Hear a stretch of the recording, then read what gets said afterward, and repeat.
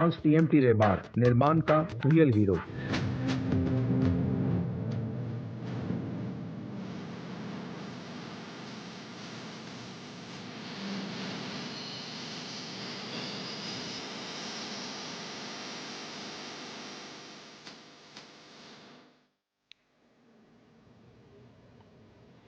नमस्कार, news night में आप सभी का स्वागत है। मैं हूं आपके साथ आरेंद्र। अब से कुछ देर बाद केंद्रीय कैबिनेट की बैठक में हुए फैसले को लेकर प्रेस कॉन्फ्रेंस होगी, उस खबर पर रहेगी हमारी नजर। इसके अलावा दिखाएंगे खबर की प्रधानमंत्री इंटर्नशिप के पायलट प्रोजेक्ट की शुरुआत में आज क्या रहा है खास।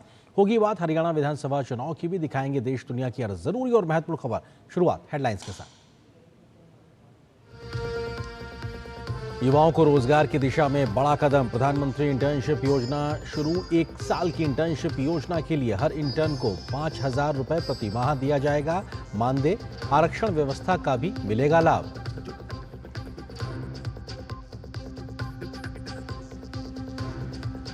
हरियाणा विधानसभा चुनाव के लिए थमा चुनाव प्रचार। हरियाणा के 2 करोड़ से अधिक मतदाता, कुल 1031 उम्मीदवारों के भाग्य का 5 अक्टूबर को करेंगे फैसला।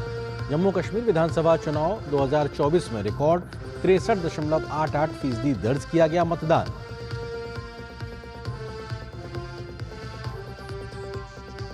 कर्नाटक के मंत्री दिनेश गुंडूराव के वीर सावरकर पर आपत्तिजनक बयान को लेकर घिरी कांग्रेस। भाजपा ने बताया स्वतंत्रता सेनानी का अपमान।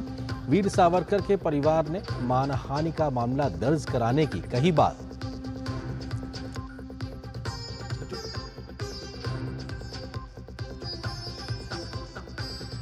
दक्षिणी लेबनान में भीषण युद्ध, इजराइल हिजबुल्लाह के बीच आमने सामने की लड़ाई। इजराइल ने हिजबुल्लाह के 60 सदस्यों को मार गिराने का किया दावा। बेरूत सहित कई लेबनानी इलाकों में हवाई हमले जारी।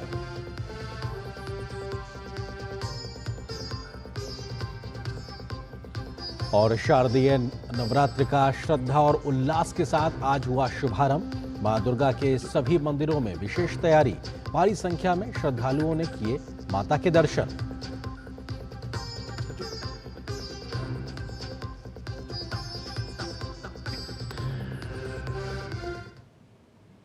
सुर्खियों के बाद में खबरों पर डालते हैं विस्तार से नजर। केंद्र की महत्वाकांक्षी प्रधानमंत्री इंटर्नशिप योजना के पायलट की आज से शुरुआत हो गई है।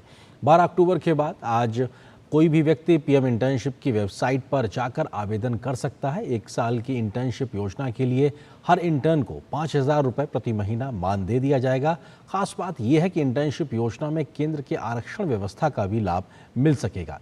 आवेदन करने के लिए आपकी उम्र 21 से 24 साल के बीच होनी चाहिए और योजना में केंद्र की आरक्षण योजना का भी लाभ मिलेगा।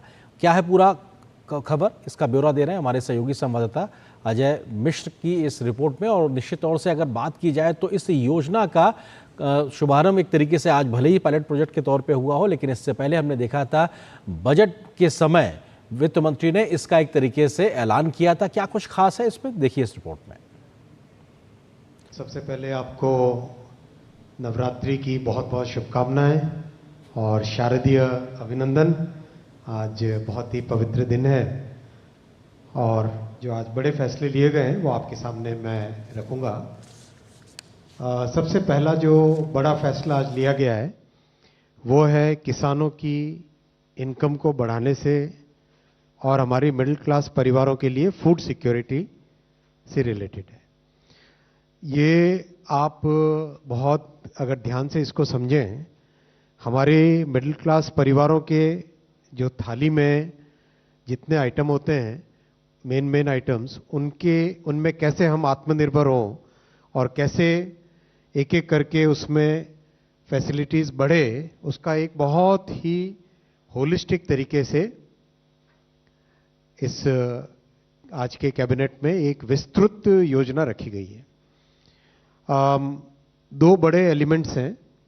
एक तो है पीएम राष्ट्रीय कृषि विकास योजना, दूसरी है कृषि उन्नति योजना। आप दोनों के दोनों इन पिलर्स में देखेंगे 9 एलिमेंट्स हैं। इसमें से कई चीजें आप अगर ढंग से देखेंगे, उनका सीधा साधा एकदम सीधा कनेक्शन है किसानों की इनकम से, सस्टेनेबल फार्मिंग से, एग्रीकल्चर के प्रोडक्शन से और साथ ही साथ हमारे मिडिल क्लास परिवारों की थाली से। जैसे मैं एग्जाम्पल के तौर पे आपके सामने item number 1 right hand side में या item number 2 right hand side में दो, national mission on edible oils. Edible oils होते ही सीधा हमारे परिवार पे, हमारे महीने के खर्चे पे फर्क पड़ता है। अगर हम देखें पर, इधर लेफ्ट हैंड साइड में देखें पर ड्रॉप मोर क्रॉप, तो सीधा उससे किसानों की इनकम पे पॉजिटिव इंपैक्ट होता है। तो इसको आप केयरफुली देखें, ये बहुत बड़ा विस्तृत कार्यक्रम है और इसके बहुत सारे सब कंपोनेंट्स हैं। सब कंपोनेंट्स के ऊपर कुछ जो डिटेल्ड प्रोग्राम्स है वो आपके सामने ऑलरेडी पिछली कैबिनेट मीटिंग्स में आ चुके हैं, और बाकी बहुत सारे डिटेल्ड प्रोग्राम्स में या तो इंडिविजुअल प्रोग्राम्स बनेंगे जो कि कैबिनेट में आएंगे, या फिर मंत्रालय के लेवल पे ही उनका अप्रूवल होगा। और ये दोनों के दोनों पिलर्स में सारे कार्यक्रम राज्य सरकारों के साथ मिलके होंगे। आज कैबिनेट में माननीय प्रधानमंत्री जी ने बहुत क्लियर निर्देश दिया कि कंप्लीट फ्लेक्सिबिलिटी स्टेट गवर्नमेंट्स की होनी चाहिए, किस राज्य में प्रोग्राम को कैसे इंप्लीमेंट करना है, किस पर्टिकुलर आइटम में क्या लोकल एलिमेंट्स लाने हैं। मान लीजिए पर ड्रॉप मोर क्रॉप, इसका राजस्थान में इंप्लीमेंटेशन अलग तरीके से होगा, उड़ीसा में अलग तरीके से होगा, दोनों की जलवायु डिफरेंट है।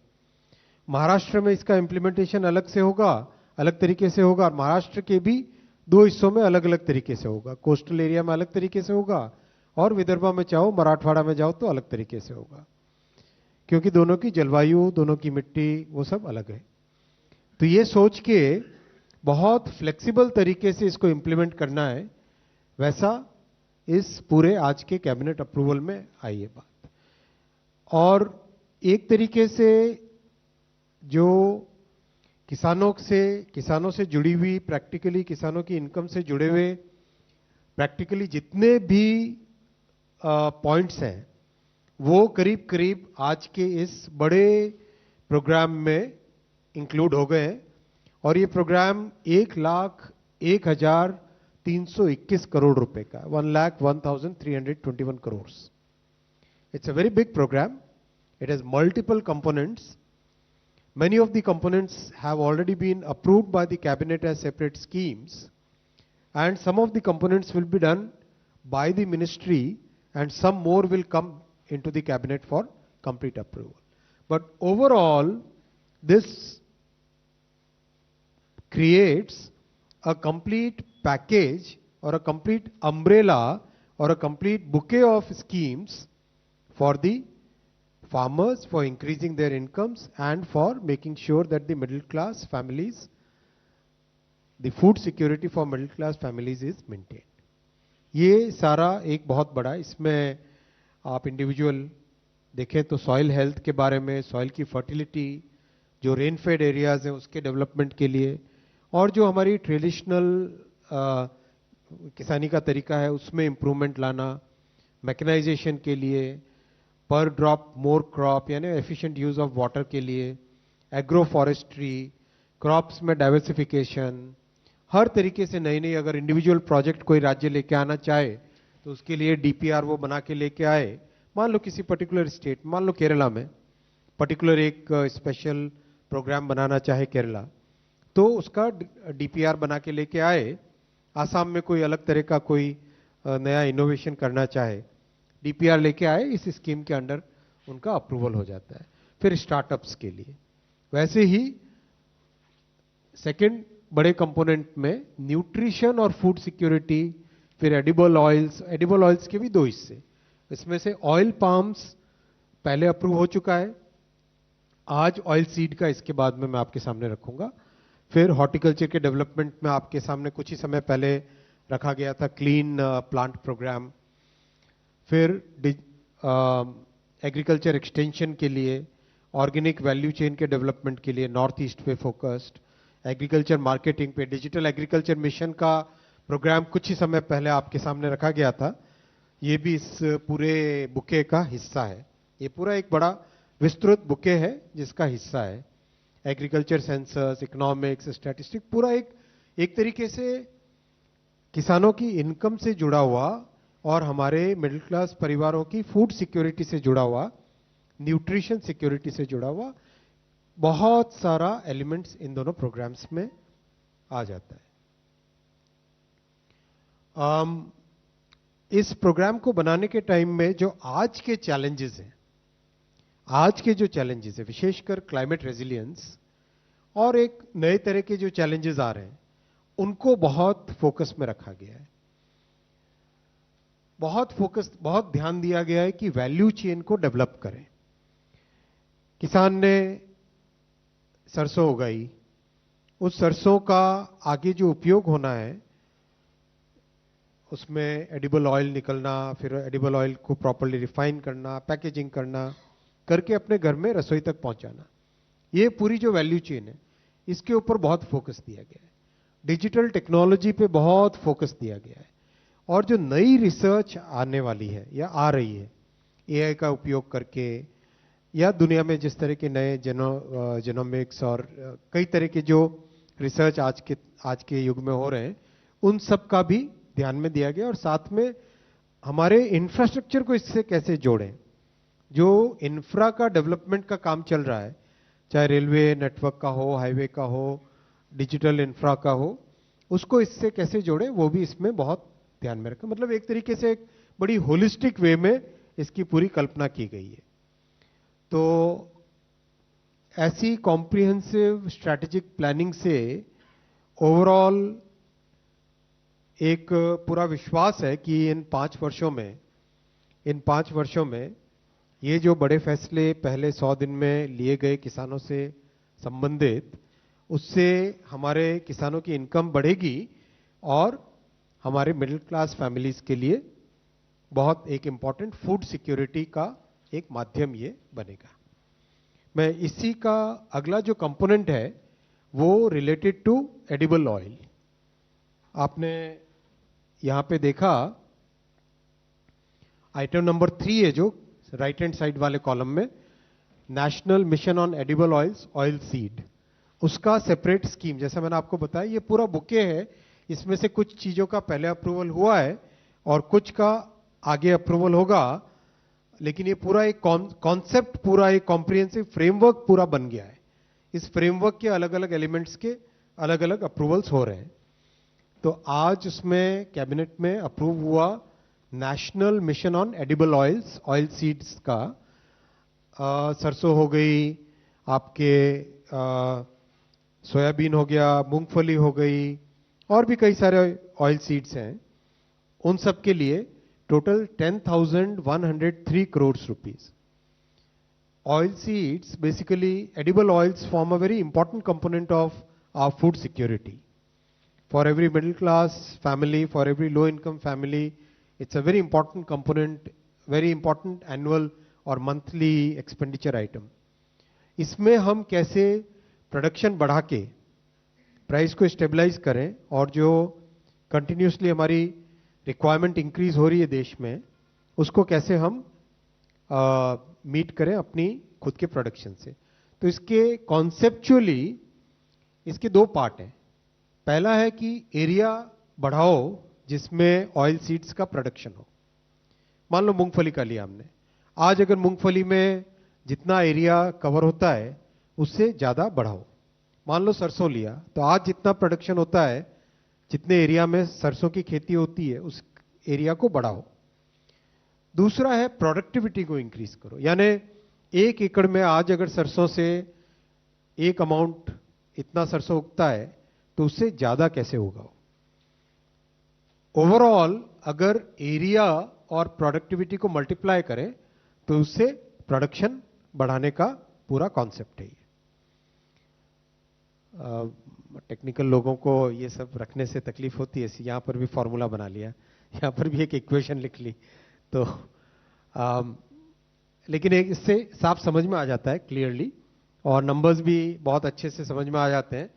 हम जो प्रोडक्शन का एरिया है वो आज है 29 मिलियन हेक्टेयर, यानी 2 करोड़ 90 लाख हेक्टेयर। उसको बढ़ाने के टारगेट ले रहे हैं 4 मिलियन हेक्टेयर, यानी 40 लाख हेक्टेयर बढ़ाने का टारगेट है।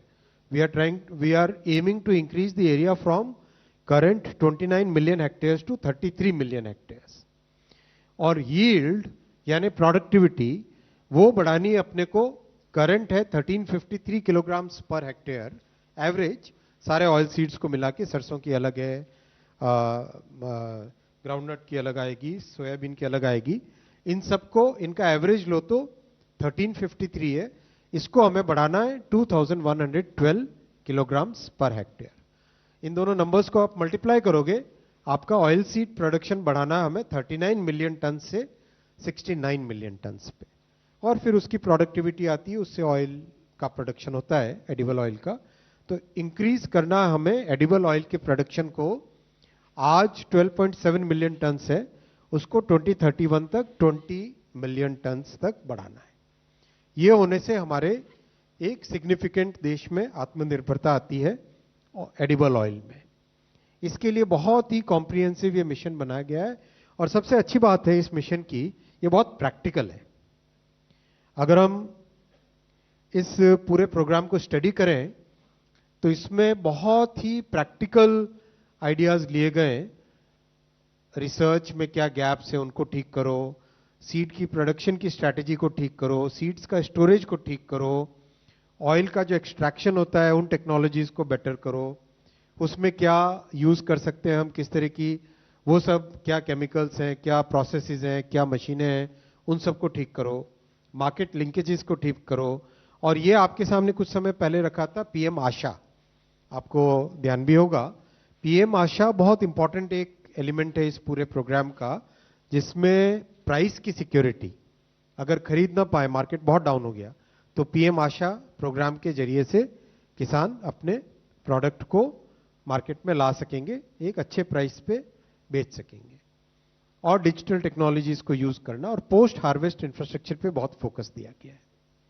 तो इस तरह से एक कॉम्प्रिहेंसिव और बहुत ही प्रैक्टिकल पूरी वैल्यू चेन पे, वैल्यू चेन मतलब प्रोडक्शन के एक लेवल से दूसरे लेवल, दूसरे से तीसरे, तीसरे से चौथे। आज साथियों तीसरा बड़ा अप्रूवल हुआ है। शहरों में जो इंफ्रास्ट्रक्चर हमारी मिडिल क्लास फैमिलीज के लिए चाहिए और लो इनकम फैमिलीज के लिए चाहिए, उस पे आपने देखा पिछले काफी लंबे टाइम से बहुत बड़ा फोकस रहा है 10 वर्षों में। तो आज चेन्नई मेट्रो का फेज 2 कैबिनेट में माननीय प्रधानमंत्री श्री नरेंद्र मोदी जी ने अप्रूव किया है। The phase 2 of Chennai metro has been approved by the Union Cabinet, chaired by Honorable Prime Minister Shri Narendra Modi ji, at a project cost of 63,246 crore rupees. We all know that Chennai is a rapidly growing city. It's a very important economic hub. I must say, Vanakkam, it's a very important economic hub. And the population of the city is likely to grow to 1.8 crore by 2048.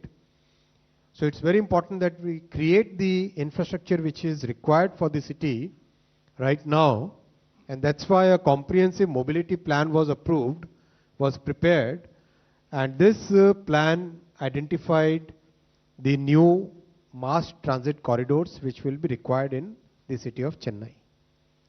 So the phase 2, which is a 119 kilometer long project, this has been approved today at a project cost of 63,246 crores. These 3 corridors will have 120 stations. Now this is again a very important point, because when we are looking at a metro kind of system, it has to cater to a very large part of the city, large part of the society. Then it must have more stations. More stations means more and more people can access it within the walking distance. That is the concept here. More and more people should be able to use the metro within the walking distance of one's house. That's the concept. यहाँ पर जो concept लिया गया है कि walking distance में station हो, इसी के लिए 120 stations. आप normally देखोगे metro systems में 1.5 से 2 किलोमीटर में एक station आता था. यहाँ पर this is less than 1 kilometer. Less than 1 kilometer का यहाँ पे रखा गया है। ये बहुत इंपॉर्टेंट पॉइंट है। इस पॉइंट को अगर बहुत बड़े शहरों का अगर हम देखें एग्जाम्पल, टोक्यो का एग्जाम्पल देखें, तो उसमें बहुत इंपॉर्टेंट है कि करीब करीब हर जगह से आप वॉकिंग डिस्टेंस में मेट्रो पकड़ सकते हो या रेलवे का कोई ना कोई स्टेशन आप पकड़ सकते हो। ये कॉन्सेप्ट यहाँ पे चेन्नई मेट्रो में इंट्रोड्यूस किया गया है।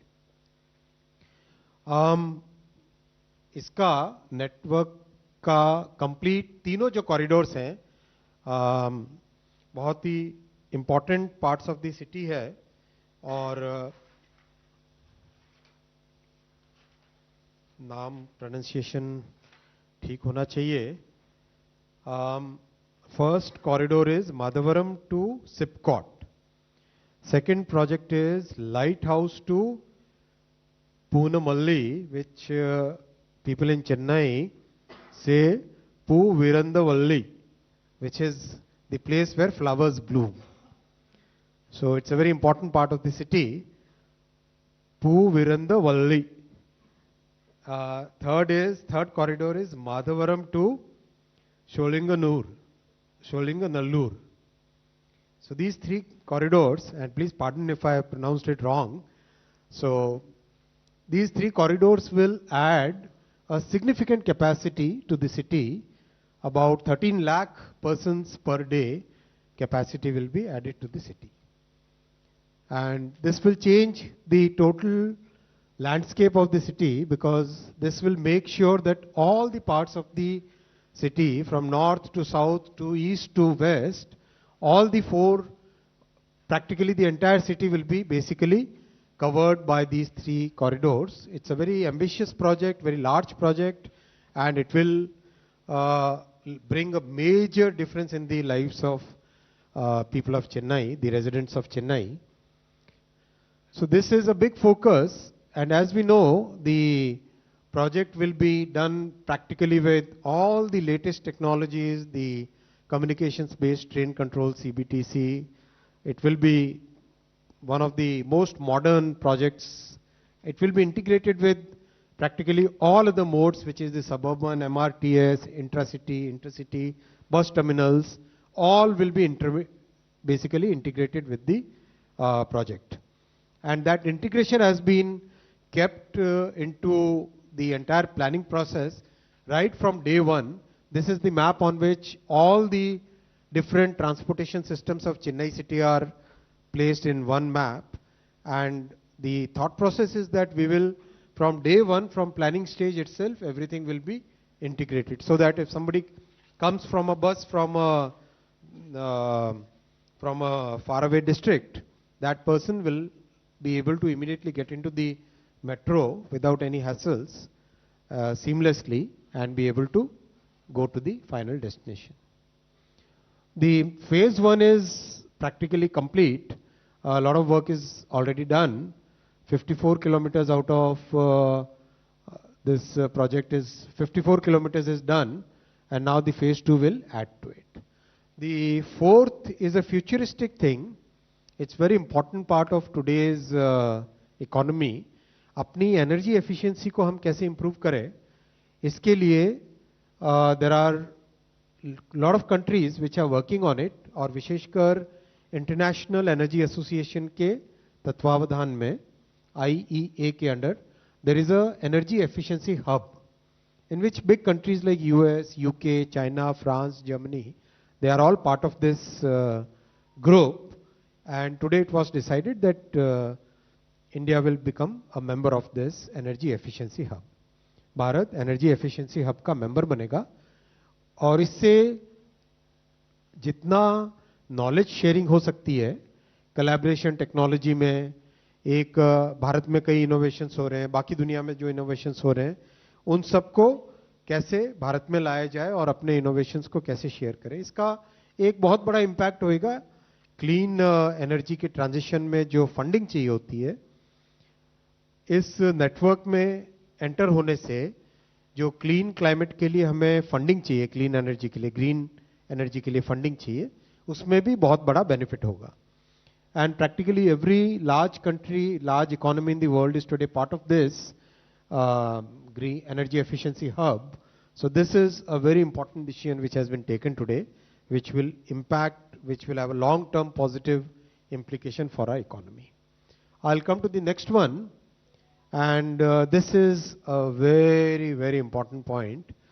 आप सब जानते हैं कि प्रधानमंत्री श्री नरेंद्र मोदी जी ने हमेशा भारतीय भाषाओं पर बहुत बड़ा एक ध्यान दिया है, बहुत बड़ा फोकस दिया है. Honourable prime minister Shri Narendra Modi ji and the NDA government have always been focused on developing the Indian languages. अपनी भाषा में हम गर्व करें और अपनी भाषा में एजुकेशन हो, अपनी भाषा में बातचीत में डेली में लाएं. हर तरीके से अपनी भाषाओं को, चाहे वो तमिल हो, चाहे तेलुगु हो, चाहे मलयालम, चाहे भोजपुरी, चाहे मैथिली, चाहे उड़िया, असमीज, गुजराती, मराठी, पंजाबी, कोई भी भाषा हो, अपनी भाषा में हम गर्व करें and be very aware of what our rich heritage was, what our culture was, and how do we bring that same जो हमारे कल्चर की समृद्धि, उस कल्चर की समृद्धि को आज कैसे लाए. इस पे आज बहुत बड़ा फैसला लिया गया है. 5 लैंग्वेजेस को क्लासिकल लैंग्वेजेस के लिए अप्रूव किया गया है.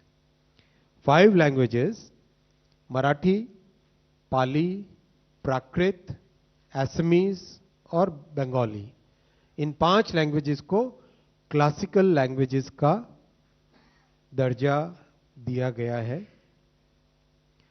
And there is a very important linguistic experts committee, very well read people, बहुत जो डीपली नॉलेज रखते हैं लैंग्वेजेस के बारे में, लिंग्विस्टिक्स के बारे में, स्क्रिप्ट के बारे में, हमारा जो एंशिएंट टेक्स्ट है उसके बारे में.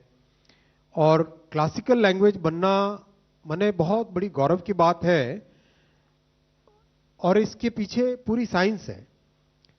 1500 से 2000 साल तक का उस लैंग्वेज में लिटरेचर है, उस लैंग्वेज की एक कंटिन्यूटी है, लैंग्वेज के बहुत सारे पुराने टाइम के इंस्क्रिप्शंस हो, कई जगह स्टोन्स पे है, कई जगह पेपर पर है, कई जगह ताड़पत्र पे है, कई जगह पे ओरल ट्रेडिशन से है. इन सब का ध्यान रख के जो एंशिएंट बॉडी ऑफ लिटरेचर है और जो जनरेशन टू जनरेशन हेरिटेज हमारी पास ऑन होती आई है, उस हेरिटेज को ध्यान में रखते हुए उन सब नॉलेज टेक्स्ट को, प्रोज टेक्स्ट को, कई जगह पोएम्स है, कई जगह एपिग्राफिकल इंस्क्रिप्शनल एविडेंस है, इन सब को ध्यान में रखते हुए ये फैसला लिया गया है. और ये बहुत इंपॉर्टेंट और बहुत बड़ा फैसला है. मराठी, पाली, प्राकृत, असमीज और बंगाली.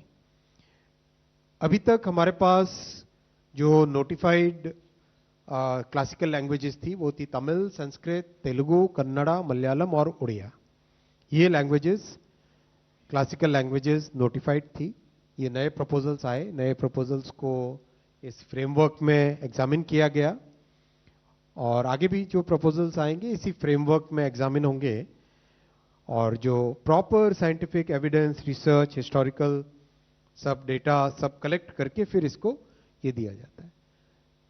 और सरकार बहुत सारे स्टेप्स ले रही है क्लासिकल लैंग्वेजेस को प्रमोट करने के लिए, कंजर्व करने के लिए. और उसके एक जो ऐतिहासिक समृद्धि है, उस समृद्धि को, इस हेरिटेज की, संस्कृति की, सांस्कृतिक समृद्धि को कैसे प्रिजर्व करें. How do we preserve the rich heritage that is there of these languages. और इसके लिए जो स्टेप्स लिए गए उसमें कई नेशनल अवार्ड्स रखे गए क्लासिकल लैंग्वेजेस के लिए, यूनिवर्सिटीज में चेयर्स रखी गई है, फिर सेंटर्स क्रिएट करे गए प्रमोशन के लिए, 3 सेंट्रल यूनिवर्सिटीज बनाई गई है संस्कृत लैंग्वेज जैसे क्लासिकल लैंग्वेज के डेवलपमेंट के लिए. Central institute of classical Tamil set up किया गया था, जिसमें कि the central institute of classical Tamil has been set up to facilitate the translation of Tamil text, research and offer courses for university students and language scholars of Tamil. Similarly, centers of excellence have been created for Kannada, for Telugu, for Malayalam and Odia. And now we have 5 more classical languages. They will also be promoted, they will also be encouraged, they will also be their heritage will also be preserved in the same way as the examples that we have given here, because it's very important to show what work has already been done, and the similar kind of approach will be there for the new classical languages. We have also seen once a language is declared as a classical language, there is a lot of international interest in it. There are many international universities which start courses and research programs in those classical languages. And we have seen in the recent times, several international awards have been instituted to recognize and encourage the achievements in the field of classical languages. So friends, this is a historical decision, and this decision goes very well within Honorable Prime Minister Shri Narendra Modi ji's philosophy, the NDA government's philosophy of taking pride in our culture, taking pride in our heritage, taking pride in all the Indian languages that we have, the rich diversity that we have, taking pride in that, and promoting it. I'm sure जो 50-60 साल में कभी किसी ने नहीं सोचा था, वो आज इस तरीके से हो रहा है कि जो टेक्निकल कोर्सेज हैं वो भी भारत की भाषाओं में पढ़ाए जा रहे हैं अभी, which is a great thing. जैसे रेलवे का एग्ज़ाम है तो 15 लैंग्वेजेस में होता है. तो इस तरह की जो चीज़ें हैं ये कभी पहले सोची भी नहीं जाती थी, वो आज पिछले 10 वर्षों में एक बड़ा परिवर्तन आया. After this historical decision, friends, I'll come to the last part of the presentation, which is about employee welfare. Bharat सरकार के एम्प्लॉयज़ के वेलफेयर के लिए बड़े फैसले इन 100 दिनों में लिए गए. उसमें बहुत बड़ा एक फैसला था यूपीएस का. वैसे ही आज 2 बड़े फैसले लिए गए. पहला पोर्ट एम्प्लॉयज़ के लिए, जो करीब 20,700 के आसपास पोर्ट एम्प्लॉयज़ हैं, मेजर पोर्ट अथॉरिटीज़ में, डॉक लेबर बोर्ड में, इन सब के बेनिफिट के लिए एक प्रोडक्टिविटी लिंक्ड रिवॉर्ड स्कीम बनाई गई है. ये स्कीम में 3 बड़े फैक्टर्स हैं: turn around time, ship birthday output और यूनिट कॉस्ट ऑफ हैंडलिंग. और ये पोर्ट के एम्प्लॉयज़ के साथ बातचीत करके, उनके साथ काफ़ी डिटेल में चर्चा करके ये सब बनाया गया स्कीम. टोटल 198 करोड़ रुपीस का इस पे एक्सपेंडिचर है. एक्सपेंडिचर के अलावा जो बड़ी बात है कि this is a very important factor by which the port employees will be motivated and they will be rewarded for the good work that they are doing. Second है रेलवे एम्प्लॉयज के लिए प्रोडक्टिविटी लिंक बोनस. 2029 करोड़ रुपए का productivity link bonus आज माननीय प्रधानमंत्री जी की अध्यक्षता में कैबिनेट में अप्रूव हुआ है. और ये रेलवे ने जो बहुत अच्छी परफॉर्मेंस की है उसके कारण ये संभव हो पाया है. इससे 11,72,240 एम्प्लॉयज़ को बेनिफिट होगा. रेलवे में आज अगर एम्प्लॉयज़ की हम संख्या देखें तो कुल मिला के 13,14,992 13,14,992 एम्प्लॉयज़ हैं एज ऑन 31/3/2024, 31 मार्च 24 का ये नंबर है. और इसमें करीब 1,19,952 तो लास्ट फाइनेंशियल ईयर में ही ज्वाइन किए. और वो अगर आपको ध्यान होगा करीब 1,54,000 के आसपास टोटल रिक्रूटमेंट किया गया था पिछले 2-2.5 वर्षों में. उसमें 2 करोड़ से ज़्यादा एप्लीकेशंस थी और बिना कोई हैसल, बिना कोई पेपर लीक, बिना कोई इधर कोई कंप्लेंट के बहुत ही स्मूथ तरीके से ये मैसिव एग्ज़ाम कई सारे शहरों में 500 से ज़्यादा शहरों में करीब 30 दिन तक एग्ज़ाम चला था. 15 लैंग्वेजेस में कई सारी शिफ्टों में एग्ज़ाम हुआ था. उसके कारण ये ज्वाइन किए थे. इसमें भी रेलवे के एम्प्लॉयज़ के साथ मिलके जो बना हुआ है फॉर्मूला, उसमें आउटपुट इनपुट यानी कितना आप इनपुट देते हो उससे कितना आउटपुट आ रहा है. मान लो कितने लोकोमोटिव लगाए तो कितना आगे पैसेंजर्स और कार्गो वो सिस्टम खींचता है. वैसे ही ऑपरेटिंग रेशियो यानी कॉस्ट कितनी है और आपकी रेवेन्यू कितना है, इन सब का ध्यान रखते हुए इन दोनों को 50-50% वेटेज दिया गया है. इस फॉर्मूले से 76 डेज का बोनस बनता है, लेकिन आज कैबिनेट ने 78 डेज का बोनस अप्रूव किया है in recognition of all the good work that railway employees are doing. अभी वैकेंसीज 58,642 है, जिसमें अभी रिक्रूटमेंट का काम चल रहा है। और मैं ये नंबर इसलिए रखा क्योंकि विपक्ष की तरफ से बार बार बहुत एक छोटा नंबर डाल के लोगों को भ्रमित करने का प्रयास चलता रहता है। कभी कोई 20,000 बोलता है, कोई 25,000, कोई किसी भी तरह का कोई एक गलत नंबर डाल दो और फिर बाद में उसको गलत को आगे प्रसारित कर दो। इस तरह की उनका प्रयास चल रहा है, इसलिए ये नंबर आपके सामने रखा। As on today this number is 58,642 vacancies पे आज की तारीख में रिक्रूटमेंट का प्रोसेस चल रहा है। और एनुअल कैलेंडर से चल रहा है, जो कि 50-60 साल से नहीं हो पाया था, वो मोदी जी ने अपने कार्यकाल में किया। रेलवे के लिए एनुअल कैलेंडर बनाया, जिसमें जनवरी से मार्च के क्वार्टर में एक प्रकार का एक कैटेगरी का रिक्रूटमेंट, अप्रैल से जून के क्वार्टर में दूसरा, जुलाई से अक्टूबर में, जुलाई से सितंबर के क्वार्टर में तीसरा, और अक्टूबर से दिसंबर के क्वार्टर में चौथे कैटेगरी का रिक्रूटमेंट प्रोसेस चालू है। मैं आप सबको एक बार फिर शारदीय शुभेच्छा और नवरात्रि का अभिनंदन करता हूं, और आज के कैबिनेट के ये सारे बड़े फैसले आपके सामने रखे। बहुत धन्यवाद। धन्यवाद सर। आप पत्रकार मित्र कैबिनेट के निर्णयों से संबंधित प्रश्न पूछ सकते हैं। स्टैंडिंग कमेटी रहेगी प्रश्नों की।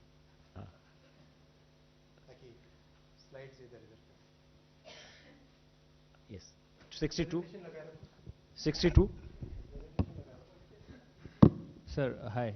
Sir, Prakash Pedashi from ET Now, on your right, yeah.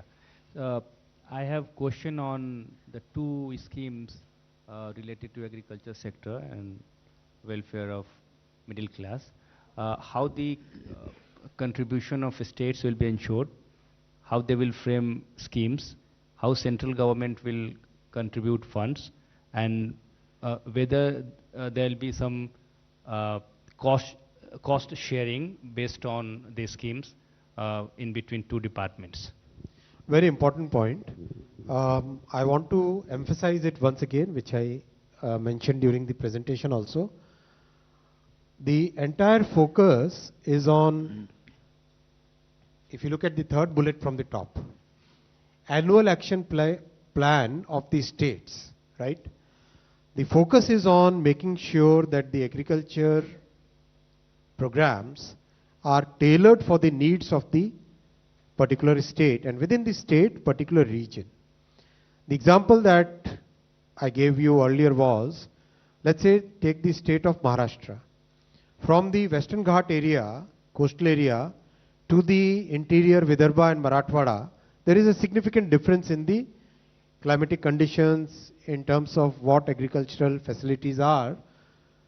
So the state government has the flexibility now to create programs as per the needs of the particular region or the particular state.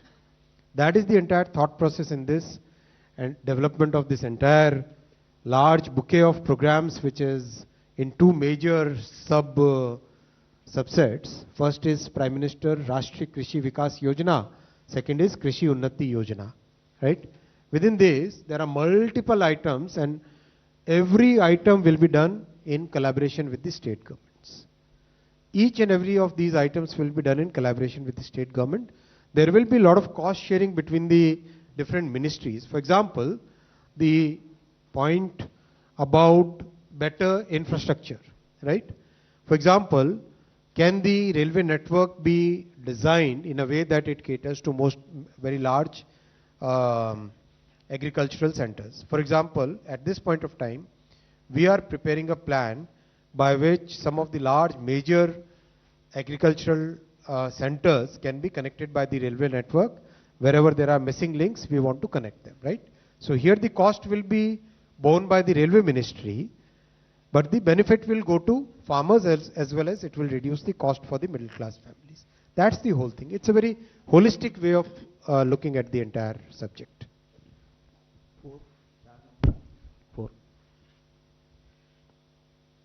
Sir, मेरा नाम सचिन बुधौलिया है, मैं Uni से हूँ।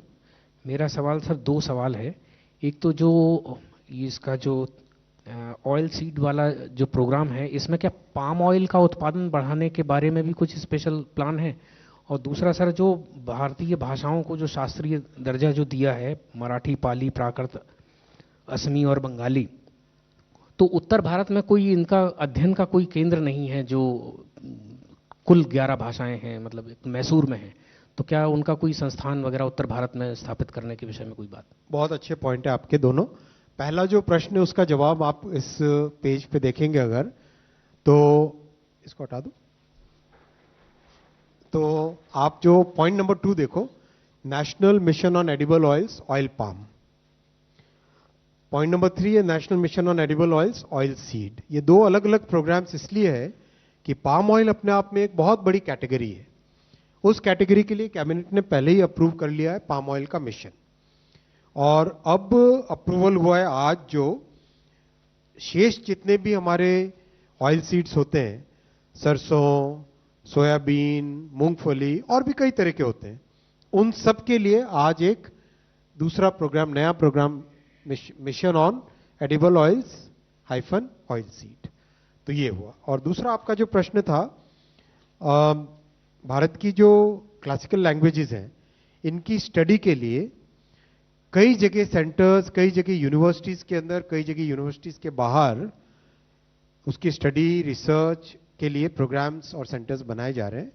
उत्तर भारत में भी definitely बने होंगे, मिनिस्ट्री ऑफ एजुकेशन से या मिनिस्ट्री ऑफ कल्चर से कोई एग्जांपल अगर आप दे सके तो अभी ध्यान हो तो, नहीं तो बाद में बताएं सचिन को।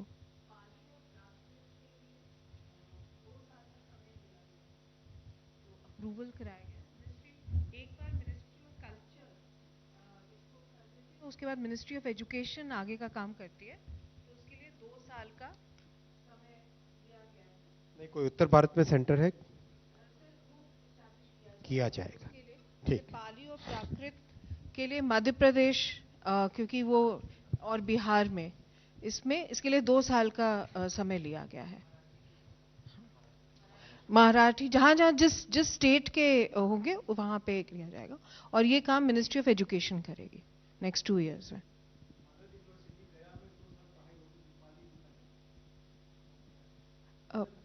जरा पता कर लेना आप, अभी भी होती होगी सर, अभी भी होती है। अगर आप अनुमति दे तो मैं ये बताना चाहूंगी कि मिनिस्ट्री ऑफ कल्चर के अंतर्गत जो बुद्धिस्ट इंस्टीट्यूशंस हैं हमारे, वहां पे भी हमारी पाली और प्राकृत की पढ़ाई होती है।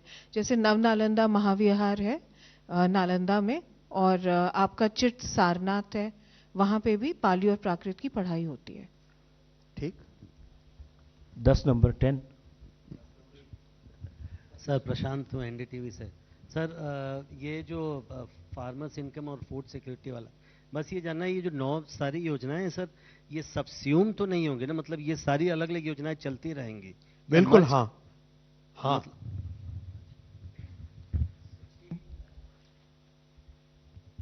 सर, मैं रविकांत हूँ एबीपी न्यूज से। सर, बस एक कंफ्यूजन दूर करना था, जो मेट्रो फेज थी चेन्नई वाली, उसमें ऊपर 120 स्टेशंस की बात है और नीचे 128 स्टेशन है, जिसमें 8 कॉमन है, तो टोटल नए कितने बन रहे हैं? नहीं, 120 स्टेशन है, 8 ऐसे हैं जो अंडरग्राउंड भी है और एलिवेटेड में भी है। जहां पे मान लो,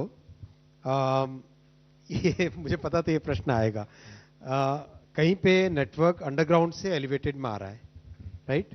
तो उसमें कॉमन स्टेशन ऊपर भी और नीचे भी, इस तरह का नेटवर्क। ये कॉम्प्लेक्स प्रोजेक्ट है, बहुत कॉम्प्लेक्स। टोटल नए स्टेशन 120। ठीक सर। डबल काउंटिंग होती है ना, इसीलिए मैंने यहाँ ये स्टार बना के रखा। 3। सर, मैं तरुण हूँ जी बिजनेस से। सर, 100 दिनों के अंदर ऑयल सीड और पाम ऑयल के लिए 2 बड़े निर्णय हो गए। एक, आपने कस्टम ड्यूटी चेंज कर दी, और दूसरा सर आपने आज फैसला लिया। सर, कोई ऐसा टारगेट रखा गया है कि इंडिया जो है वो सेल्फ रिलायंट बन जाए ऑयल सीड और पाम ऑयल के लिए आफ्टर दिस मिशन? सर, 2031 तक सब्सटैंशियली आत्मनिर्भर बनेंगे। ठीक।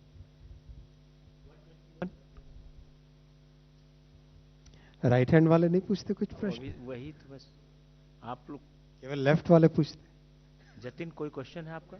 अच्छा, ठीक। 272।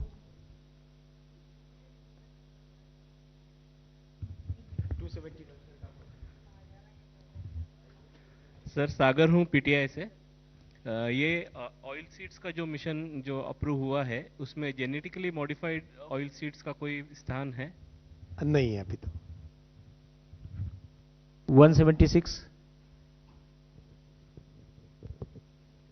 So you mentioned about metro cities like Tokyo, where more than 120 to cover the entire city. Basically, metro stations are there. 128 is the total number of the stations that is going to be developed. Will that not slow down the speed of the metro connectivity?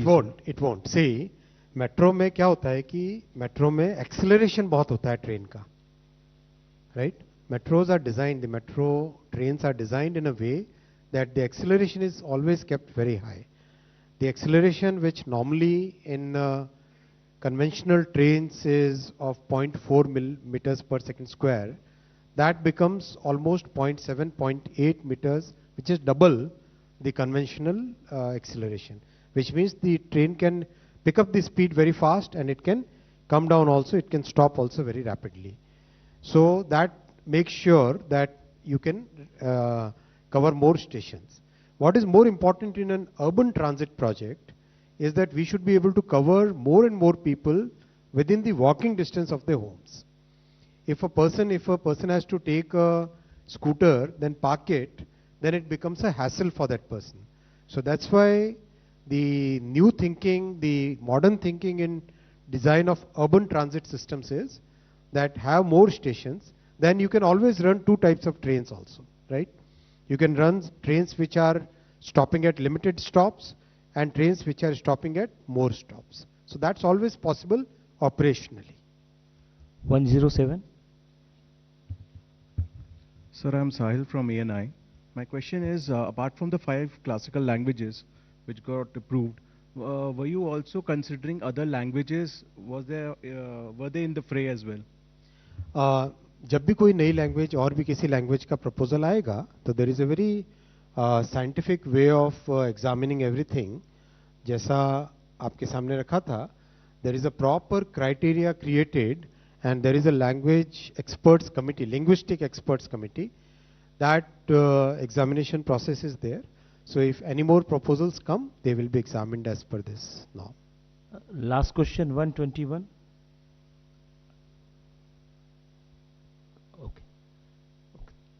Okay, thank you. Chalo, thank you.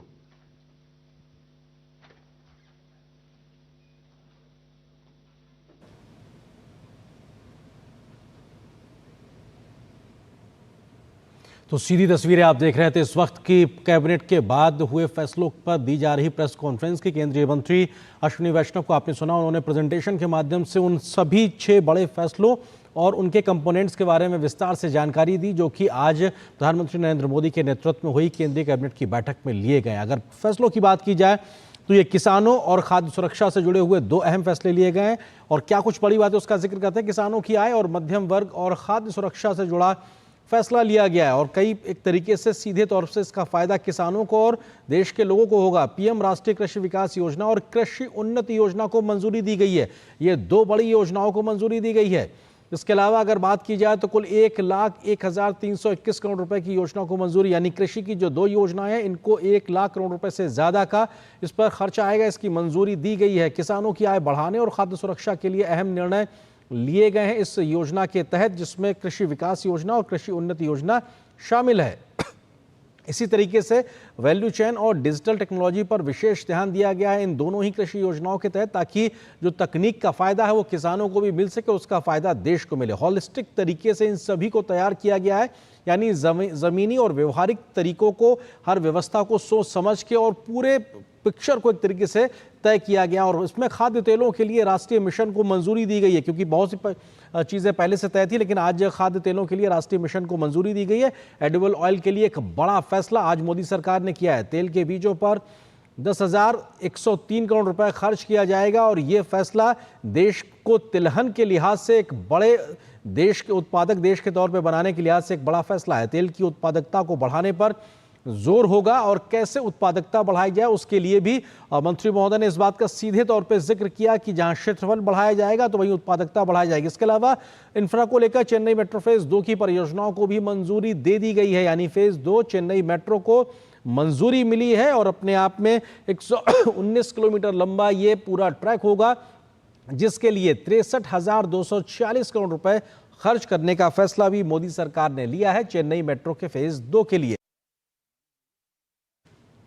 और Chennai metro के phase 2 की परियोजनाओं के लिए के तीनों corridor में 120 station होंगे। 119 किलोमीटर का ये पूरा कॉरिडोर होगा और 120 स्टेशन इस पर नए बनाए जाएंगे। इसके अलावा कैसे विरासत पर भी एक बड़ा फैसला हुआ है। 5 भारतीय भाषाओं को शास्त्रीय भाषा का दर्जा दिया गया है।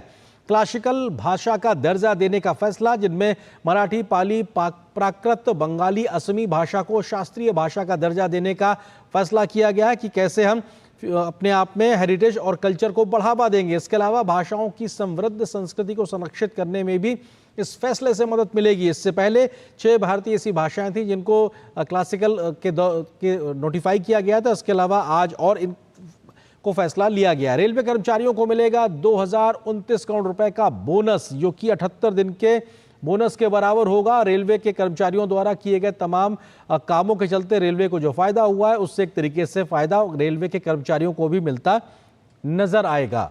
तो ये अपने आप में बड़ी बात है उस तमाम कैबिनेट के फैसले की, और जिसके तहत अगर बात की जाए तो इसमें एम्प्लॉय वेलफेयर दिखाई पड़ रहा है और हमारे हेरिटेज को और कल्चर को प्रमोट करने की बात दिखाई पड़ रही है। इंफ्रास्ट्रक्चर को आगे कैसे बढ़ाया जाए उस पर फोकस है, किसानों पे फोकस है। तो उसके अलावा खेती किसानी के साथ साथ कैसे इन 6 बड़े फैसलों का एक पूरा खाका तैयार किया गया, जिसकी जानकारी हमको दी है केंद्रीय मंत्री अश्विनी वैष्णव ने। फिलहाल एक छोटे से ब्रेक के लिए रुकते हैं, बहुत जल्द वापस आते हैं, लेकिन इन फैसलों के क्या कुछ मायने हैं विस्तार से समझने की कोशिश करेंगे विशेषज्ञों से। फिलहाल एक छोटे से ब्रेक के लिए रुकते हैं। MDH का किचन किंग किचन में हो तो हम सब कुछ बना सकते हैं। बैंगन का भरता, आलू गोभी, भिंडी मसाला और भी बहुत कुछ। MDH सारी छुर्रियाँ भर देती हैं, दीवार हमवार कर देती हैं। तो पुट्टी भर ले, हाँ पुट्टी भर ले। वंडर वॉल पुट्टी दे एक परफेक्ट फिनिश।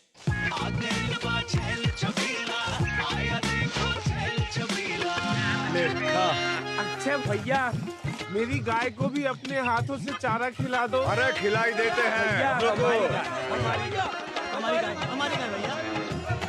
क्या हो गया, पूरा का पूरा गांव यहाँ आ गया। अच्छा भैया, किसी हाथ से चारा खिलाते हो, तभी तो आपके गाय भैंसों की ब्याज सबसे ज्यादा है। अरे पगले, ये चमत्कार इस हाथ का नहीं, हाथ में जो कपिला पशु आहार है उसका है, जो पशुओं की सेहत अच्छी रखता है और ब्याज भी बढ़ाता है। ले जाओ।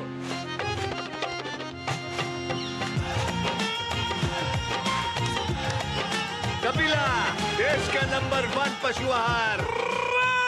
भैया, घर का किराया देना था, कुछ पैसे। इस महीने तो गाड़ी की EMI जानी है ना, अगले महीने पक्का चलता हूँ। आपके बाद फैमिली को किसी के आगे हाथ ना फैलाना पड़े, आज ही लीजिए पॉलिसी बाजार पे 2 करोड़ का टर्म लाइफ इंश्योरेंस, सिर्फ 690 रुपए महीने से शुरू। बात जब पीढ़ियों के लिए बनने वाले घर की हो तो जिम्मेदारी बड़ी हो जाती है। गैलेंट समझता है ये जिम्मेदारी। अब डबल M रिब्स के साथ गैलेंट एडवांस TMT रीबार, निर्माण का रियल हीरो। एक ऐसा तबका जो रिटायरमेंट के बारे में आज भी बिल्कुल नहीं सोचता, वो है औरतें। औरतें कमा के भी वनरेबल हैं। सो NPS एक इक्वालिटी ला रहा है, हम सब एक बराबर प्लेटफॉर्म पे हैं। अपने बेहतर कल को सुनिश्चित करने के लिए NPS जरूरी है। अब छोलिया हो या लोबिया, सफेद चने या काले चने, सब कुछ मजेदार बने।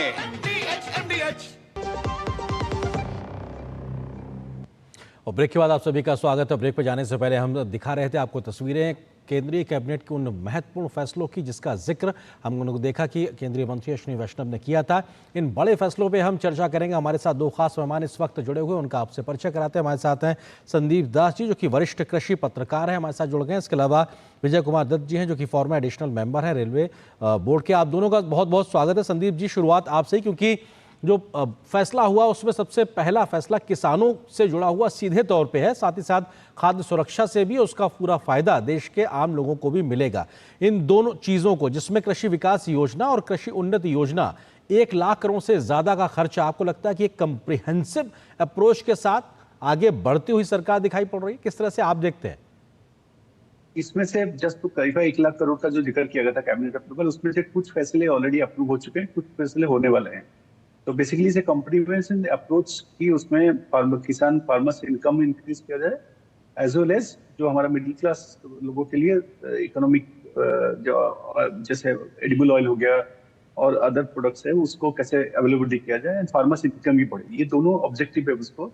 एंड उसके तरह इसके लिए इन्होंने जो मैसिव जो नेशनल ऑयल सीड मिशन का अनाउंस किया है करीब 10,000 करोड़ रुपए का, बेसिकली उसमें ये है कि आप जानकारी के लिए बता दूं, करीब इंडिया करीब 57% ऑफ द जो एडिबल ऑयल कंजम्पशन है, हम जो खाद्य तेल यूज करते हैं उसको इम्पोर्ट करता है।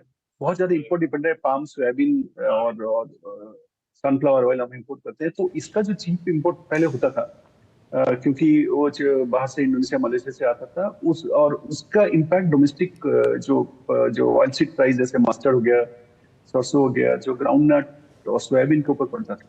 तो सरकार इसको देखते है कैसे प्रोडक्शन, क्योंकि 57% पूरा इम्पोर्ट डिपेंड होने से सरकार इसको आत्मनिर्भर बनने के लिए एक मैसिव कंपनी से प्लान बनाया है।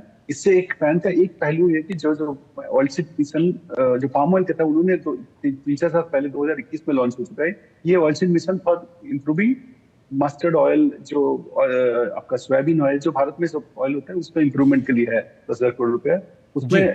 उसमें इनका प्रोडक्टिविटी जो इंक्रीज है, प्रोडक्शन इंक्रीज, इन लोग अगले 2021-31 तक का एक प्लान बनाया है कि कैसे आत्मनिर्भर बने।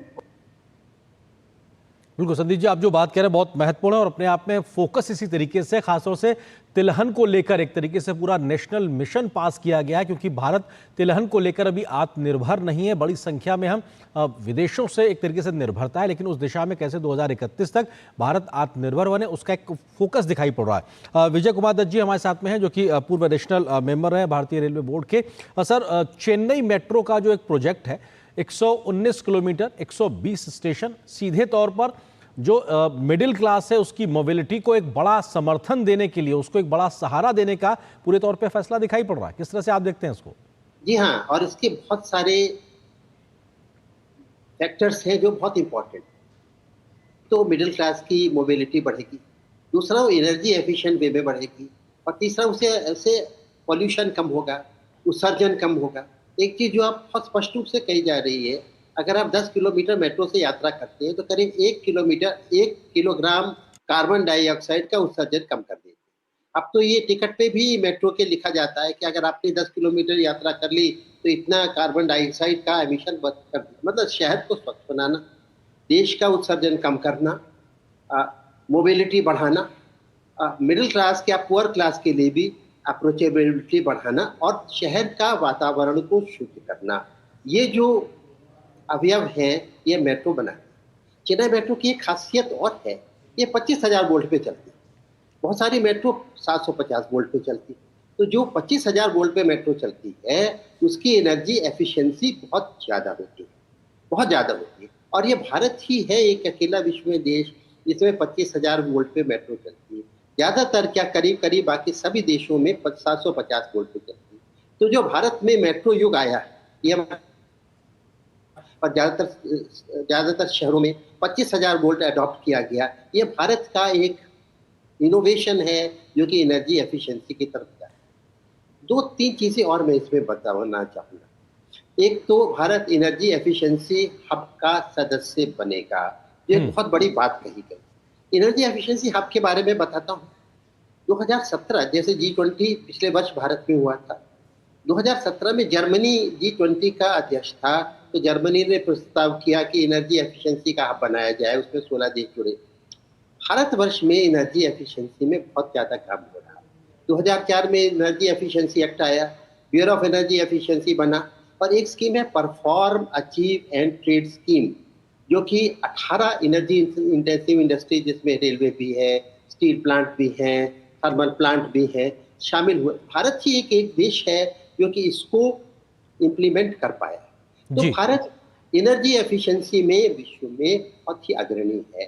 तो अगर हम भारत ये जो समूह है एनर्जी एफिशिएंसी का, इसका सदस्य बनेगा, तो यही नहीं है कि हम इनोवेशन पाएंगे, भारत के जो इनोवेशन है इससे विश्व भी लाभान्वित होगा, और विश्व लाभान्वित होगा तो इससे उत्सर्जन कम होगा, विश्व में क्लाइमेट चेंज जो कि भारत अग्रणी है ले जाना चाहता है, उसको ले जाने में हमें सहायता मिलेगी। एक उदाहरण और देना चाहता हूँ एनर्जी एफिशिएंसी का। एक सीमेंट सेक्टर की एनर्जी एफिशिएंसी भारत में सबसे कम थी। अब भारत में एनर्जी एफिशिएंसी के मामले में सीमेंट सेक्टर सबसे ज्यादा एफिशिएंट है, और ये परफॉर्म अचीव एंड ट्रेड में लाके इसके इनोवेशन करके एफिशिएंट प्रैक्टिसेस करके लाया गया है। और सीमेंट ही नहीं है, रेलवे भी है, और ये जो एनर्जी इंटेंसिव इंडस्ट्रीज हैं इसका लाभ है।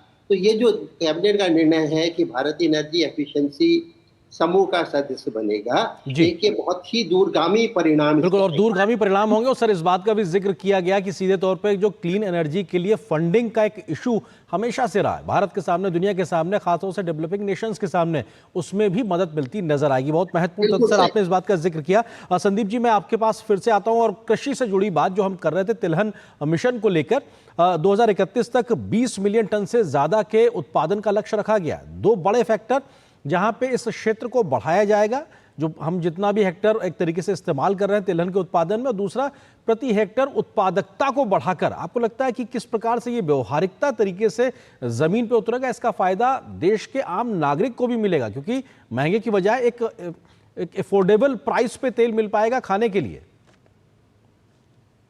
जो 2021 तक का लक्ष्य रखा गया है, क्योंकि अभी का जो आप कंजम्पशन देखेंगे करीब 24 से 25 मिलियन का कंजम्पशन होता है एडिबल ऑयल, जो कुकिंग ऑयल है, उसमें से 57% हम लोग इंपोर्ट करते हैं। तो जो इनका जो एम है, तो 20 मिलियन टन तक एडिबल ऑयल पहुंचाना है 2021 तक। तो वो इन लोग करेंगे, एरिया इंक्रीज होगा और प्रोडक्टिविटी, जो न्यू वेराइटल डेवलपमेंट, वो सब चीज काम होगा। तो ये दोनों टू पोल स्ट्रेटेजी है, और कैसे इसके थ्रू फार्मर्स कैसे इन्वॉल्व होंगे इसके बारे में अप्रूवल हुआ है 10,000 करीब करोड़ रुपया। उसमें एक तो आपका सबसे बड़ा चीज है जो इंपोर्ट डिपेंडेंस कम होगा, और सबसे बड़ा चीज है जो इतना फॉरेक्स हमें जाता है हमारा पल्सेस और ऑयल सीड इंपोर्ट में, उसका रिडक्शन होगा, और हमारा लास्टली फार्मर्स इनकम इंप्रूव होगा। क्योंकि अभी देखा गया कि because of the cheaper import, जो पहले चीप इंपोर्ट होता था लास्ट 3-4 साल में, उसका इम्पैक्ट डोमेस्टिक ऑयल पे पड़ रहा था। फार्मर्स को उसका minimum MSP, minimum support price नहीं मिलता था। तो ये इस जो स्कीम लॉन्च किया, अभी जो अनाउंस किया गया कैबिनेट में, उसके वजह से जो लक्ष्य रखा गया 2021 तक का, तो उसमें मुझे लगता है कि अगर ये हम अचीव कर लेते हैं तो हमारा इंपोर्ट डिपेंडेंस बहुत सिग्निफिकेंटली कम हो जाएगा, और जो फॉरेक्स सेविंग के अलावा भी जो फार्मर्स इनकम है वो काफी बूस्ट मिलने वाला है। क्योंकि ऑयल सीड्स और पल्सेस का जो करने से फार्मर्स को इनकम बढ़ता है, और इसको हम जो क्रॉप डाइवर्सिफिकेशन की बात कर रहे हैं कि हम लोग कैसे पैडी ग्रोइंग एरिया से ऑयल सीड्स को शिफ्ट करें, उसकी भी मदद मिलेगी। बिल्कुल, और राज्यों को एक फ्लेक्सिबिलिटी भी दी गई है कि वो अपने अपने इलाकों में, क्षेत्रों में अपने तरीके से योजनाएं बना सकते हैं। विजय जी, हालांकि आपकी एक्सपर्टीज से नहीं, लेकिन एक आम भारतीय के नाते जब हम देखते हैं कि हमारी रिच कल्चरल और हेरिटेज को बढ़ावा मिलता है, 5 भारतीय भाषाओं को एक क्लासिकल भाषा के तौर पर नोटिफाई करने का फैसला हुआ है, ये भी भारतीय भाषाओं के प्रोत्साहन के लिहाज से एक बड़ा फैसले के तौर पर देखते हैं आप इसको? जी हाँ, एक चीज कहना चाहूंगा जी, भारत के दिल में भारतीय रेल, बंगाल हो, असम हो, प्राकृत हो, सब भाषाओं को मिला के रेल बनती है, और जहाँ जहाँ रेल कर्मचारी है अपनी भाषा में बात करता है, अपनी भाषा में काम करता है। और ज़्यादातर अब जैसे जहाँ पे जो उनके मातृभाषा है उसमें रूल्स हो, उसमें प्रशिक्षण हो, उसमें दक्षता हो, तो इससे रेलवे को काम करने में बहुत मदद होती है। ये जो फैसला है कि इन भाषाओं को, जो 6 भाषाएं हैं जिसमें बांग्ला है, असमी है और प्राकृत है, ये इस फैसले से इन भाषाओं के क्षेत्रों को एनरिच करने में बहुत मदद मिलेगी। और ये नहीं है कि कल्चरल, इससे जो टेक्नोलॉजिकल एडवांसमेंट है वो होगा। ये भाषा तो बहुत कल्चरल है। गुरुदेव देखिए, हमारे नोबेल पुरस्कार विजेता, हमारे राष्ट्रगान के प्रणेता, वो बंगला में ही उन्होंने शुरू किया जी। तो ये जो भाषाएं हैं बहुत ही समृद्ध विश्व की भाषाएं हैं, और इनमें जितना भी जी तो है ही है, अगर उसका रिकॉग्निशन होगा और बढ़ाएंगे तो इसमें भारत क्या नहीं विश्व की प्रगति होगी, क्योंकि ये भाषाएं तो विश्व की भाषाएं हैं। जी बिल्कुल, और इसका फायदा कहीं ना कहीं सीधे तौर पे देश की एक जो समृद्ध विरासत है उस लिहाज से भी कहीं ना कहीं देखने को मिलेगा। और रेलवे के कर्मचारियों को भी और बोनस का जो एक फैसला हुआ वो भी अपने आप में बड़ी संख्या में उनको फायदेमंद होगा। फिलहाल सर वक्त इतनी अनुमति दे रहा, बहुत बहुत शुक्रिया sir. 10 second ji please. 10 second मैं अपने साथी रेल कर्मचारियों को बहुत बहुत बधाई देना चाहता हूँ, और ये देश का एक सम्मान है रेल कर्मचारी के लिए कि जो उत्सर्जन को कम करने के लिए, अच्छे क्लाइमेट के लिए काम कर रहा है, उसका रिकॉग्निशन है जो कि बहुत ही प्रेरणा देगा रेल कर्मचारियों को और अच्छा काम करने के लिए। बिल्कुल, जब काम को सम्मान मिलता है, पारितोषिक मिलता है तो और बेहतर करने का मौका भी मिलता है। सर बहुत शुक्रिया आप दोनों का हमारे साथ जुड़ने के लिए, इस विषय पर विस्तार से बात करने के लिए। फिलहाल वक्त इतनी अनुमति दे रहा, बहुत बहुत शुक्रिया आप दोनों का। और यहाँ पर एक छोटे से ब्रेक के लिए रुकते हैं, बहुत जल्द हाजिर होते हैं। सारी छुर्रियां भर देती हैं, दीवार हमवार कर देती हैं। तो पुट्टी भर ले, हाँ पुट्टी भर ले। वंडर वॉल पुट्टी दे एक परफेक्ट फिनिश। अब आया असली स्वाद, अब आया स्वाद। जब स्वाद के पड़े हो लाले तो MDH का चंकी चाट मसाला डालें। MDH का चंकी चाट मसाला। MDH। बात जब पीढ़ियों के लिए बनने वाले घर की हो तो जिम्मेदारी बड़ी हो जाती है। गैलेंट समझता है ये जिम्मेदारी। अब डबल M रिब्स के साथ गैलेंट एडवांस TMT रीबार, निर्माण का रियल हीरो। अरे वाह, लेजेंड की बैट, इससे तो मैं खेलूंगा। Future batting legend bat. इसमें जिसका नाम लिखा है बैट उसी को मिलेगी। अरे यार देखा, अगर इस पे मेरा नाम नहीं लिखा होता तो कितनी दिक्कत हो जाती। इसलिए RBI कहता है बैंक अकाउंट हो या बैंक लॉकर, उसमें नॉमिनी का नाम जरूर दर्ज करें ताकि आपकी जमा पूंजी उसी को मिले जिसे आपने नामित किया है। RBI कहता है जानकार बनिए। Ultimately, which improves their employability. The center of all our discussions. So, Prime Minister's internship scheme that has been launched today is a really fantastic initiative. This will allow 1 crore young Indians, that's 10 million young Indians, to avail of the मिलेगा। 8 से 15 नवंबर के बीच आवेदक के पास internship को स्वीकार करने या फिर मना करने का विकल्प होगा। इंटर्नशिप स्वीकार न करने पर अभ्यर्थी को कुल मिलाकर 3 ऑफर्स दिए जाएंगे। इंटर्नशिप की पहली खेप 2 दिसंबर तक शुरू होने की उम्मीद की जा रही है। पीएम इंटर्नशिप योजना को लागू करने के लिए सरकार आर्टिफिशियल इंटेलिजेंस और डाटा एनालिटिक्स का इस्तेमाल करेगी। आवेदन करने के बाद आपके द्वारा दी गई जानकारी के आधार पर आपका रिज्यूम तैयार किया जाएगा। सरकार इस रिज्यूमे को कंपनियों के साथ साझा करेगी। उम्मीद की जा रही है कि किसी भी युवा को उनके राज्य से बाहर इंटर्नशिप के लिए न जाना पड़े। किसी भी तरह की परेशानी के हल के लिए सरकार ने टोल फ्री नंबर 1800-116-090 जारी किया गया है, जिसे कई भाषाओं में शुरू किया गया है। इंटर्नशिप के दौरान सभी युवाओं को प्रधानमंत्री जीवन ज्योति बीमा योजना और प्रधानमंत्री सुरक्षा बीमा योजना का लाभ भी मिलेगा। पायलट सफल होने के बाद सरकार पूरी योजना को कैबिनेट की मंजूरी के लिए ले जाएगी। फिलहाल पायलट प्रोजेक्ट के लिए 800 करोड़ रुपए का खर्च होने का अनुमान है। तेजी से बदलती आर्थिक व्यवस्था के बीच कंपनियों की सबसे बड़ी शिकायत यही थी कि उन्हें उनके स्किल सेट्स के अनुरूप छात्र ही नहीं मिलते हैं। सरकार ने इसी स्किल गैप को समझा और प्रधानमंत्री इंटर्नशिप योजना की शुरुआत की। पायलट प्रोजेक्ट की शुरुआत हो चुकी है और शुरुआत में 1 लाख लोगों को इसके साथ जुड़ने का मौका मिलेगा, लेकिन लक्ष्य है अगले 5 सालों में 1 करोड़ युवाओं को इंटर्नशिप योजना के साथ जोड़ने का। कैमरामैन राकेश कुमार के साथ अजय मिश्र, DD न्यूज़, दिल्ली। बड़ी खबर पे हम करते हैं चर्चा। हमारे साथ में खास मेहमान भी जुड़े हुए। हमारे साथ में शुभमोय भट्टाचार्य जी मौजूद हैं, जो कि वरिष्ठ आर्थिक पत्रकार है। इसके अलावा हमारे सहयोगी संवाददाता अजय मिश्र, जिन्होंने इस विशेष रिपोर्ट को फाइल किया। आप दोनों का स्वागत है। अजय, शुरुआत आपसे ही, क्योंकि आपकी अपनी इस स्टोरी में जो आपने लास्ट में इस बात का जिक्र किया वो बहुत महत्वपूर्ण है कि कैसे जो पूरा गैप है स्किलिंग को लेकर, इंडस्ट्री की ज़रूरतों को लेकर, उसको ब्रिजन करने के लिहाज से अपने आप में गेम चेंजर होता हुआ दिखाई पड़ रहा है ये पूरा पायलट प्रोजेक्ट, या कहा जाए पूरी योजना। देखिए आर्यन जी, जो अभी वोकेशनल एजुकेशन की व्यवस्था है पूरे देश में, वो अभी उसका इंडस्ट्री से इतना डिस्कनेक्ट है कि इंडस्ट्री 4.0 या फिर सेमीकंडक्टर या फिर ग्रीन टेक्नोलॉजी, जो नई नई उभरती हुई तकनीक हैं, उससे जुड़े जो जो जॉब्स हैं उसके लिए स्किल सेट्स तैयार नहीं हो रहे हैं। तो आप देखिए सरकार ने स्किल काउंसिल्स की स्थापना की, 40 से ज़्यादा सेक्टर स्किल काउंसिल्स काम कर रही हैं और ITIs में जो लोग अभी ट्रेन हो रहे थे उनको डायरेक्टली कोई इकोसिस्टम नहीं था जिससे वो कंपनियों के साथ जुड़ पाएँ।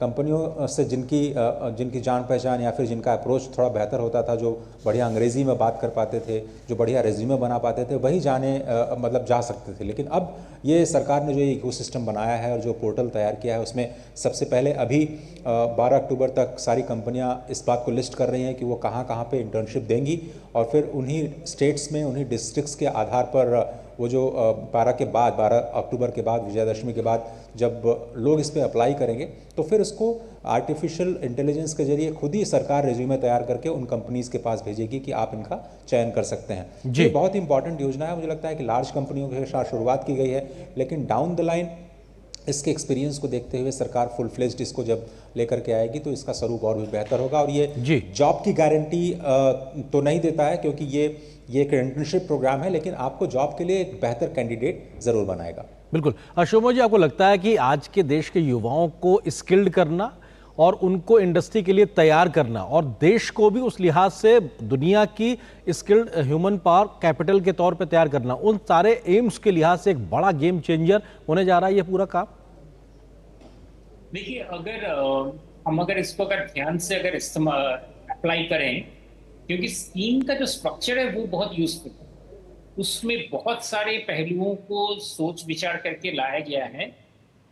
इसमें 3 चीजें हैं कि एक, कंपनीज उनको वो किस तरीके से इसका फायदा अपने लिए सोचते हैं। दूसरा ये कि दूसरा है कि सरकारी एजेंसीज उनको किस तरह का सहायता दे सकते हैं कि ये स्कीम को आगे ले जाने में उनको अगर प्रैक्टिकल कोई प्रॉब्लम्स अगर सामने फेस करे तो उसका कितना जल्दी वो हल निकाल सकते हैं। और तीसरा, जो एजुकेशनल इंस्टीट्यूशंस हैं वहाँ से निकलने वाले जो छात्र हैं उनको किस तरह से आकर्षित किया जाए इस स्कीम के तहत काम लेने के लिए, क्योंकि ये बहुत बड़े पैमाने में सोचा गया है, बहुत बड़ा इसका विस्तृत आवेदन हो सकता है।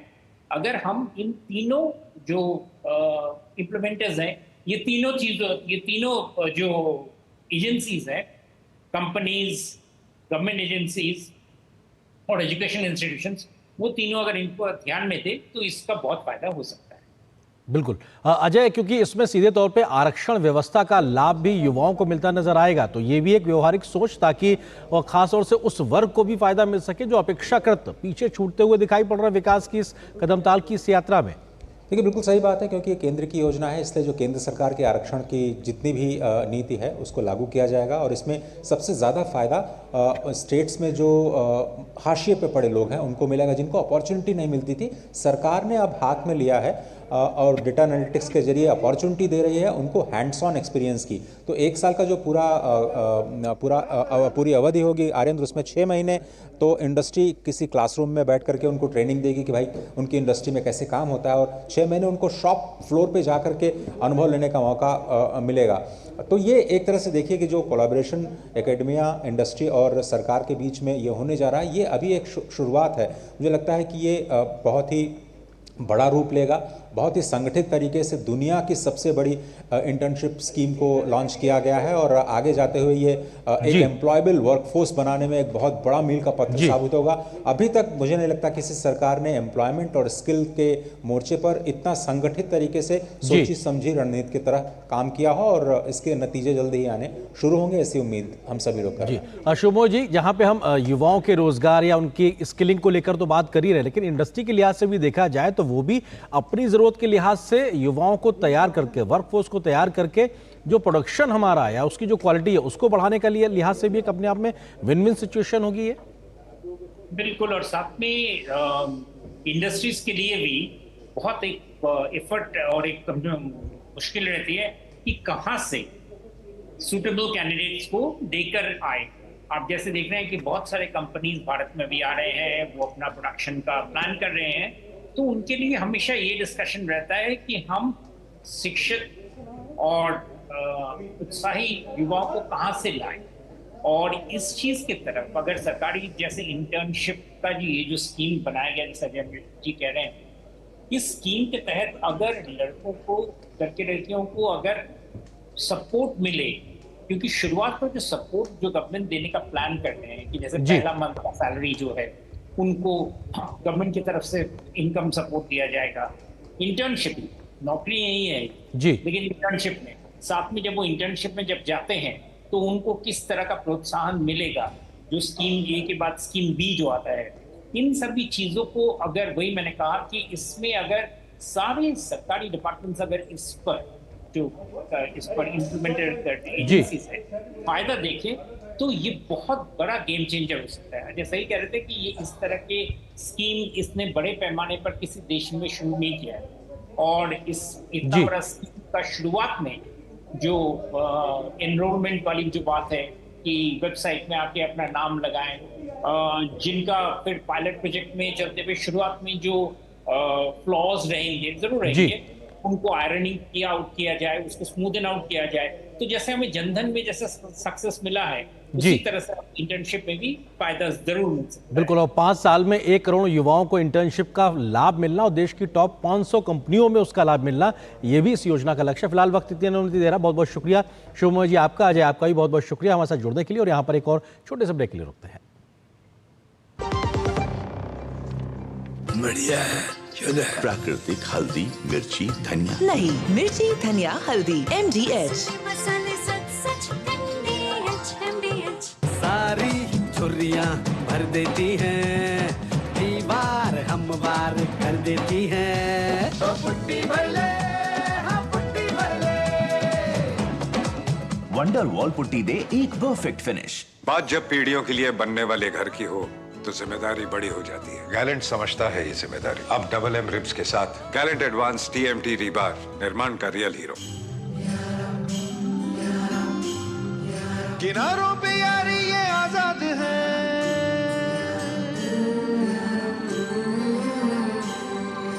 नमकीन लहरों का ये स्वाद है।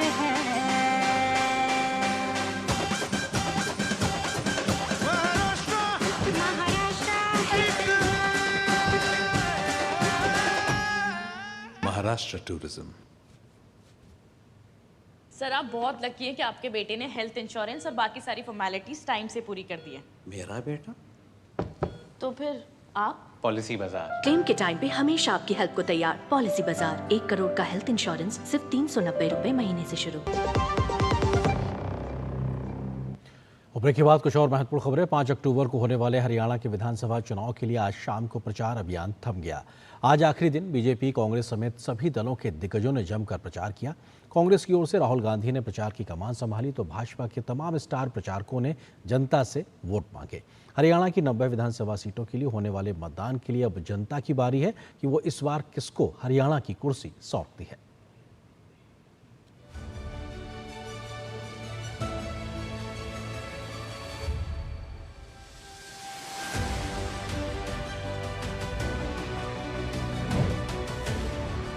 हरियाणा में थम गया प्रचार का शोर। 5 अक्टूबर को होगा मतदान।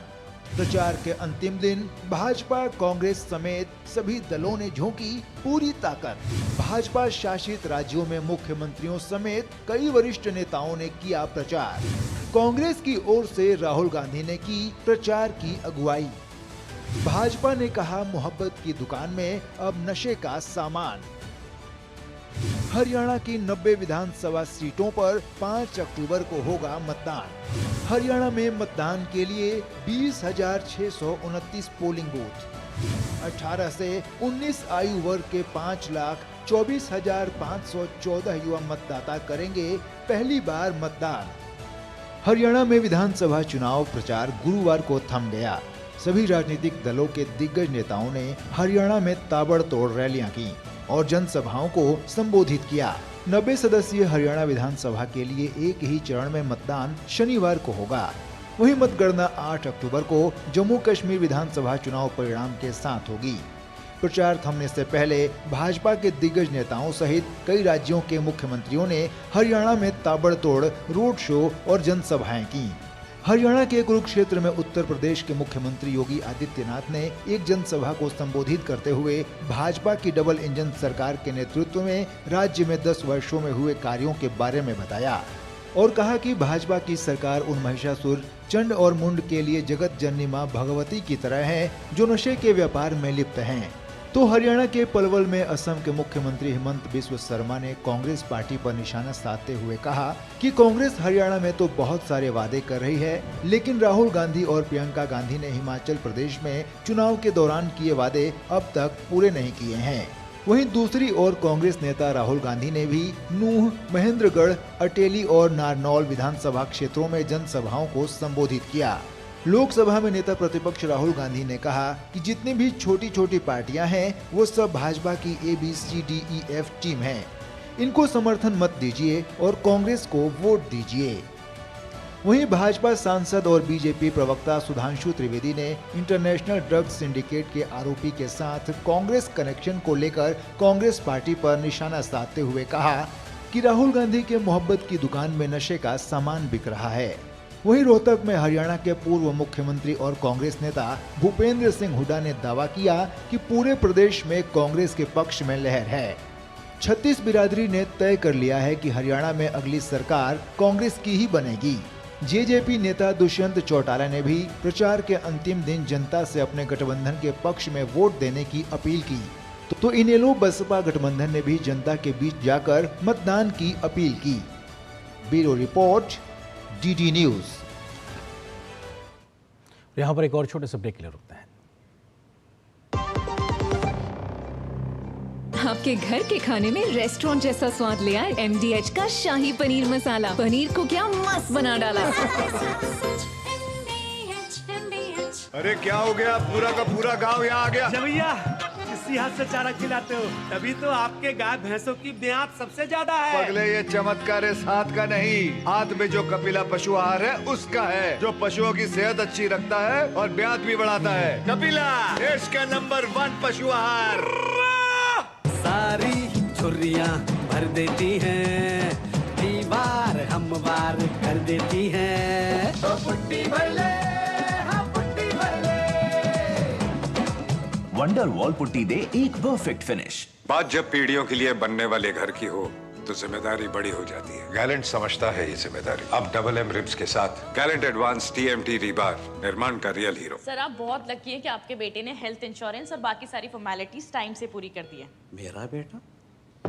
तो फिर आप? पॉलिसी बाजार। क्लेम के टाइम पे हमेशा आपकी हेल्प को तैयार। पॉलिसी बाजार, 1 करोड़ का हेल्थ इंश्योरेंस सिर्फ 390 रुपए महीने से शुरू। एक ऐसा तबका जो रिटायरमेंट के बारे में आज भी बिल्कुल नहीं सोचता, वो है औरतें। औरतें कमा के भी वल्नरेबल हैं। सो NPS एक इक्वालिटी ला रहा है, हम सब एक बराबर प्लेटफॉर्म पे हैं। अपने बेहतर कल को सुनिश्चित करने के लिए NPS जरूरी है। बेटियां घर की रौनक हैं, बेटियां घर संवारती हैं, बेटियां पीढ़ियां सजाती हैं, बेटियां घर की बुनियाद कहलाती हैं। बेटियों को सलाम करता है मोंगिया स्टील, स्टील का बादशाह। गोल्डी मसाले के 100 ग्राम के स्पेशल पैक्स में फ्रेशनेस लॉक है। ऐसे गोल्डी मसाले जहां जाएं रिश्ते बनाएं। और न्यूज नाइट के अंत में आपको छोड़ जाते हैं कुछ और राष्ट्रीय महत्व की खबरों के साथ। फटाफट अंदाज में आप देखिए इन खबरों को। मुझे दीजिए अनुमति। नमस्कार। राष्ट्रपति द्रौपदी मुर्मू उदयपुर के मोहनलाल सुखाड़िया विश्वविद्यालय के दीक्षांत समारोह में मुख्य अतिथि के रूप में सम्मिलित हुई। समारोह के दौरान वे छात्र छात्राओं से रूबरू हुई। उन्होंने छात्राओं के हर क्षेत्र में श्रेष्ठ प्रदर्शन की प्रशंसा की और गौरवान्वित महसूस किया। भारत ने अंतर्राष्ट्रीय धार्मिक स्वतंत्रता पर अमेरिकी आयोग की रिपोर्ट को पक्षतापूर्ण एवं राजनीतिक एजेंडे से प्रेरित बताते हुए इसे खारिज कर दिया है और आयोग को सलाह दी है कि इसे अमेरिका के भीतर मानवाधिकारों के मुद्दों पर ध्यान केंद्रित करना चाहिए। मिजोरम के राज्यपाल इंद्रसेना रेड्डी नल्लू ने गुरुवार को राजभवन मिनी कॉन्फ्रेंस हॉल में खाद्य नागरिक आपूर्ति और उपभोक्ता मामलों, भारतीय खाद्य निगम और भारतीय तेल निगम के प्रमुख अधिकारियों के साथ बैठक की। राज्यपाल ने अधिकारियों से मिजोरम के तेल, LPG और खाद्यान्न मुअलखांग बॉटलिंग प्लांट की क्षमता और गोदाम भंडारण की नवीनतम स्थिति की जानकारी ली। केंद्रीय इस्पात और भारी उद्योग मंत्री HD कुमारस्वामी कल नई दिल्ली के यशोभूमि में अंतर्राष्ट्रीय स्टेनलेस स्टील एक्सपो का उद्घाटन करेंगे। इस एक्सपो में 150 से अधिक प्रदर्शक हिस्सा ले रहे हैं। कई राज्यों